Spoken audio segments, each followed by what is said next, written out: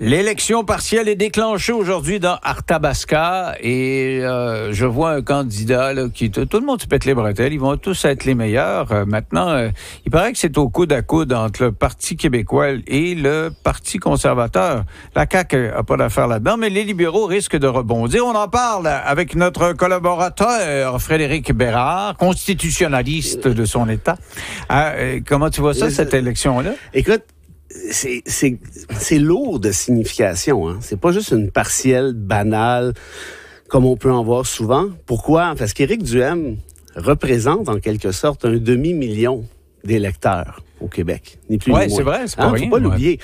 Il n'y a aucune présence à l'Assemblée nationale. Là, il score dans les sondages de plus en plus. Hein. Il est même en train de se distancer tranquillement de Québec solidaire. Et il n'y a aucune présence, je le répète, en Chambre malgré ça. Donc, une fois que lui est là, ça change toute la dynamique. Là, je parle en Chambre, si jamais il est élu. Ça change toute la dynamique pour le PQ. Ça change la dynamique pour les libéraux aussi. Parce que la question, c'est de savoir qui va aller chercher le vote de la CAQ. La CAQ est en train de s'effondrer, ça, on le voit bien. Ah ouais. Fait que les gens, tu sais, les caquistes, là, qui ont voté justement pour François Legault depuis les lors des deux dernières élections, ils se disent, où je vais? Est-ce que j'envoie mon vote chez les libéraux? Ouais, la corruption, le CC, le Charest, l'austérité, je suis pas sûr, je suis encore prêt.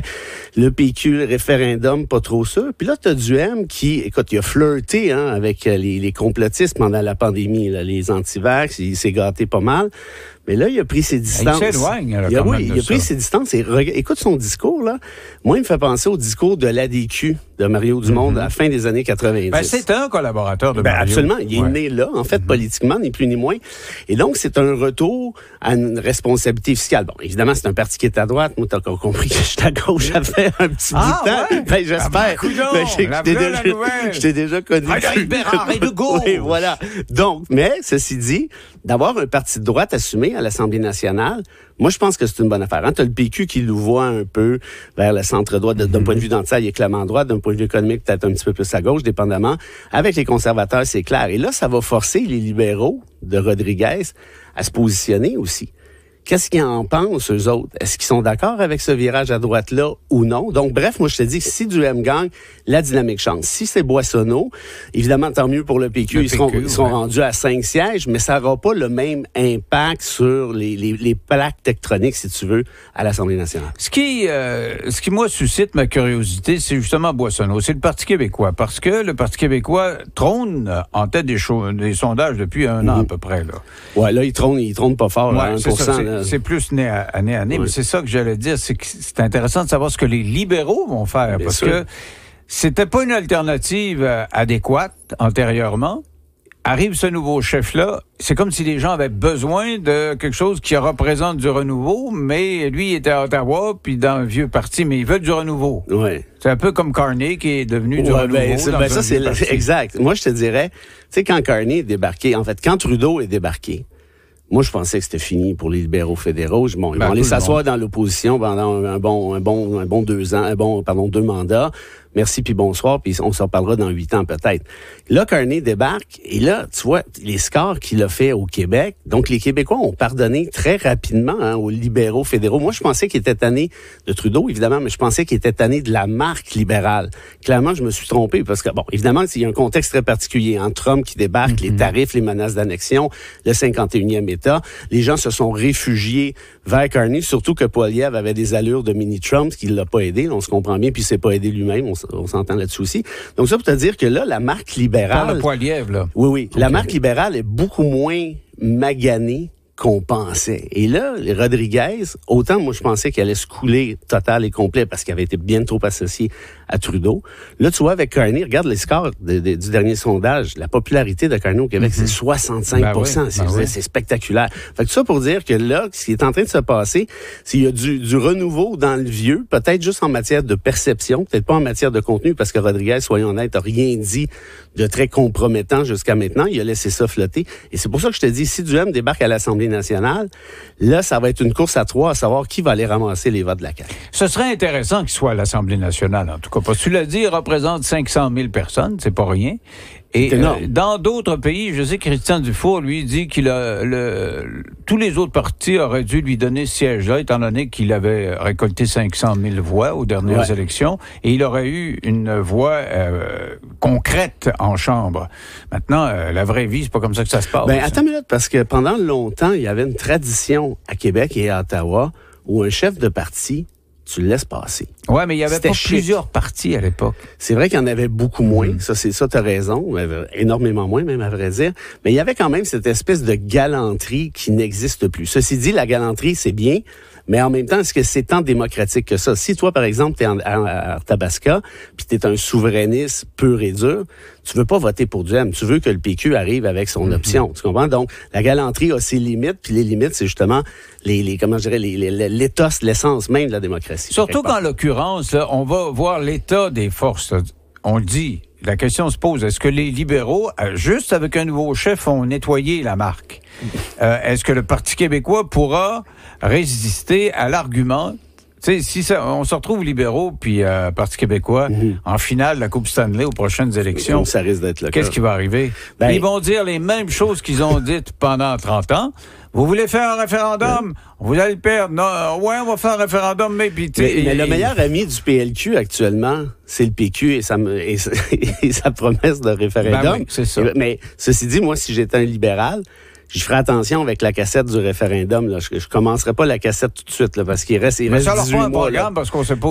Voilà, parce que chez les francophones, entre toi et moi puis la boîte à bois, les libéraux peuvent pas être plus bas que ça, là. C'est impossible. Donc, techniquement, ils vont remonter, ne serait-ce qu'avec la promesse référendaire de Saint-Pierre-Plamondon. Mais si on veut qu'il y ait quelque chose de plus substantiel, un certain contenu, mais ça va prendre justement un petit peu de réflexion. Qu'est-ce qu'ils vont faire avec les régions, notamment? Qu'est-ce qu'ils vont faire? Ils disent qu'ils sont le parti de l'économie.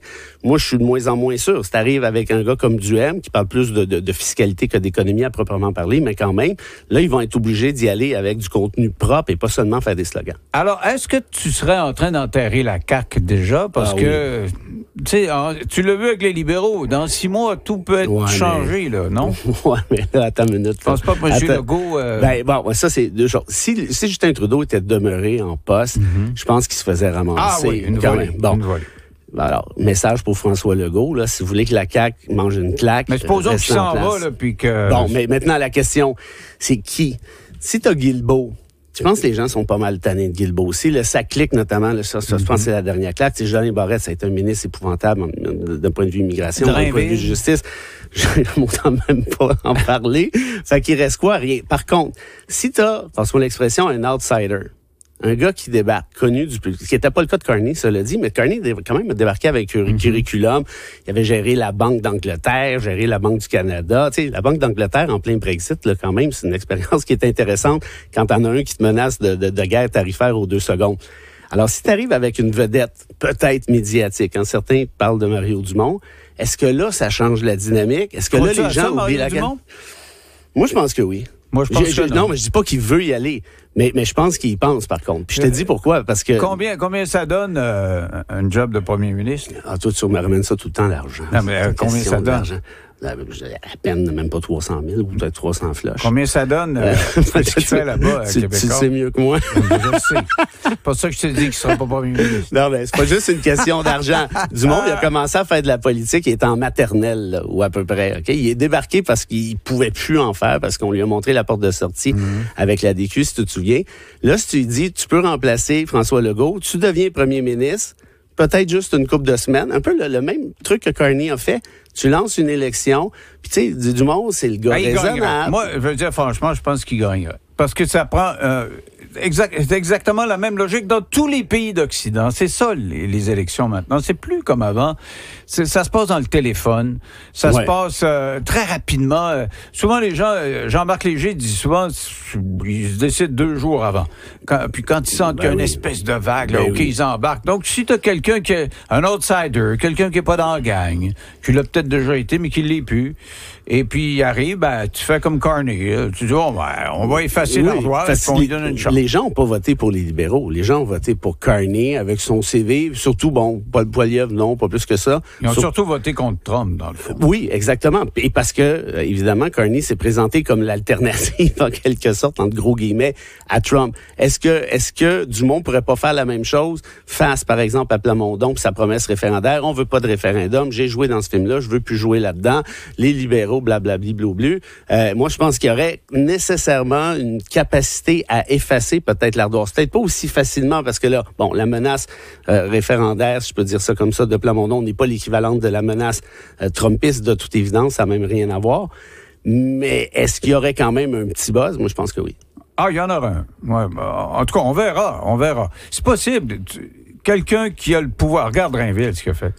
Oui, moi, j'aurais dit Bernard, reste animateur de radio. Puis l'autre affaire, c'est que Dumont, je pense qu'il travaille 29 heures par jour. Là. Tu ne pourras pas faire ça encore pendant 10 ans. Là. Jean Lapierre disait, faire de la politique, tu fais ça quand tu n'as rien à perdre, tu commences, puis quand tu as fini, tu as tout ramassé. Dans tes économies de vie, là, tu te consacres à la politique. Entre les deux, va travailler. C'est comme ça qu'il est raisonné. Hey, parle-moi de Garcia qui a été exporté illégalement au Salvador. Qu'est-ce qui se passe? Tu t'en rappelles, en 2019, la Cour avait dit, vous pouvez pas déporter ce gars-là vers le Salvador. Il est marié avec une Américaine. Il a 3 enfants. Et pourquoi la Cour avait empêché sa déportation au Salvador? Parce qu'il se serait fait massacrer par les gangs de rue là-bas. Puis il y a des méchants moineaux, on en a déjà parlé ensemble, si tu te rappelles. Or, qu'est-ce que Trump a fait avec sa gang du ICE? Ils l'ont quand même déporté, malgré l'ordonnance. Et là, Garcia a fini par revenir pratiquement par miracle. Mm-hmm. Ils ont dit, c'est une erreur administrative. Ils ont trouvé quand même dans les dossiers quelque chose. Non, mais écoute, Trump a dit, j'envoie des criminels au Salvador. Mais Bukele, qui s'est autoproclamé le dictateur le plus cool du monde, ça me fait rire à chaque fois, quand il a vu la gang débarquer, la gang de Trump, la première gang, là, il dit, ouais, mais c'est parce qu'il n'y a pas tant de criminels là-dedans. Là. Il y a des femmes qui n'ont rien à voir. Ça braille, les gars. Qu'est-ce que c'est ça, cette affaire-là? Tu sais, quand le dictateur le plus cool du monde trouve que t'as pas de maudit bon sens en matière de droits fondamentaux. C'est trop dictateur. Je sais pas comment. Je sais pas si je suis obligé de faire un dessin, mais il me semble que c'est beaucoup. En tout cas, là, Garcia, il est revenu après 3 mois passés là-bas. Il dit, écoute, je suis débarqué. Je me faisais frapper systématiquement. On était une 20aine de gars à genoux pendant toute la nuit. Puis quand il y en a un qui tombait parce qu'il s'endormait, on recevait des coups de matraque d'en face. Ils nous ont laissé pendant 3 mois devant, les grandes lumières de chez le dentiste, l'équivalent. Tu peux pas dormir. Oui, dans la prison, la grande prison de Salvador. Tu peux pas dormir. Ils menaçaient disant, on va t'envoyer chez des gangs de rue, ils vont te violer, ils vont te tuer. Bref, tout ce qui s'est dit là, moi, ça m'a marqué parce que c'est l'histoire de Guantanamo. C'est exactement le même traitement qu'à Guantanamo. La torture, la brutalité, les menaces de viol, la privation du sommeil, tout le kit. En d'autres termes, quand Trump dit « j'envoie des criminels là-bas », premièrement, sachez qu'il les envoie à l'équivalent de Guantanamo, de 1, et de 2, c'est parce que c'est même pas des criminels la plupart du temps. Garcia, c'est pas un criminel. Il n'y a aucune preuve de ça. Mais quand il est revenu, ils ont dit qu'il faisait partie d'un gang de rue, qu'il avait des tatouages. Mais ça finit comment, ça? Ça finit que c'est pas vrai. Puis est-ce qu'il est libéré, là? Il est où, là? Oui, ils l'ont ramené. Mais non, je sais qu'il a été ramené, mais est-ce qu'il est en prison? Non. Okay. Il est à l'air libre. Mais là, c'est ça l'affaire. C'est facile de dire, j'envoie des criminels là-bas. Mais qui décide si c'est un criminel? Tu sais, dans un état de droit qui se respecte, c'est-à-dire pas au Moyen-Âge, ça te prend nécessairement un juge qui décide de ta cause puis qui te condamne. Sinon, tu l'es pas. OK, c'est toujours un immense plaisir de t'avoir sur mon plateau, mon Frédéric. On se revoit lundi? Non, en fait, demain. Ça se peut-tu? Ah, c'est, dans ma tête. Oui, c'est parce que t'es grand-papa, là, t'es tout mêlé. Avec mes jours, j'ai pas dormi depuis 2 jours. J'avais l'impression qu'on était jeudi, là. On est juste. Écoute. On est juste mardi. Tu peux revenir, oui, je te confirme. Tu peux revenir juste la semaine prochaine, si tu veux, pas grave. Mais c'est pas que je trouve les semaines longues à la radio. Non, t'as pas l'air pas en tout. Mais les semaines de grand-papa à venir, ça a été long à venir. OK, on se retrouve demain. Avec plaisir. OK, au retour, on va parler avec Fadwa Lapierre qui nous dévoile des secrets d'entreprise. Qu'est-ce que c'est que ça? Dans 3 minutes.